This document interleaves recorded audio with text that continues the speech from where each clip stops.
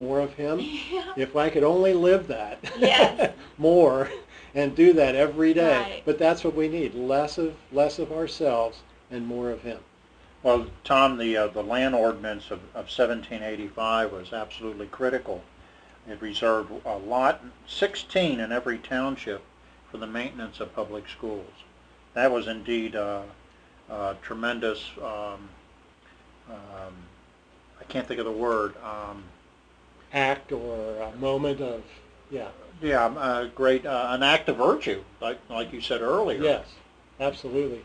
The interesting thing there that most secular historians never mention in a number of these land grants, and that was the model. That was done over and over and over again when Congress acted with different states.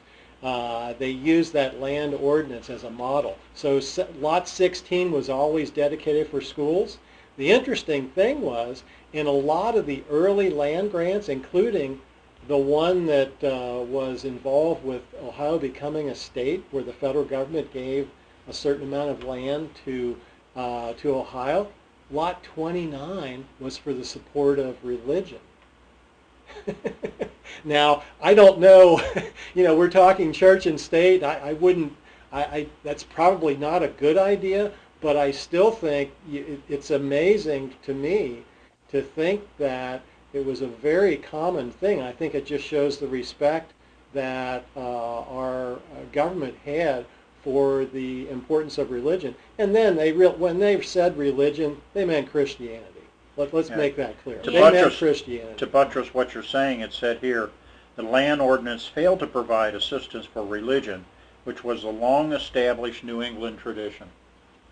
That's true. And again, that was an exception in a way, because there were other land acts, many, many other land acts, where they did support, basically it was supporting the ministry is what it was. And you didn't have to support any particular sect's or denomination's ministry. The money was, when they did this, the money was allocated out according to who went to which church. That's how the money was allocated out. And I'm not suggesting that's a good idea. I'm just saying I think it's a really intriguing idea to think that our government did that back then. That shows how much how important they felt that Christianity was to operating a government. Well, what I was encouraged, though, reading through your book, was that there was always some element of oppression or antagonism against it. So it wasn't like it was just a free, easy, straightforward, we're going to do this and no one's against us type of thing. Yes. There was a struggle. There was definitely a struggle. In fact, that's a theme that runs through the whole book, and I talk about that try to tie those strands together. It is an interesting story. It was a struggle that went from, really the struggle began in the late 18 teens, like about 1819, 1820, and it really wasn't won until the 1850s and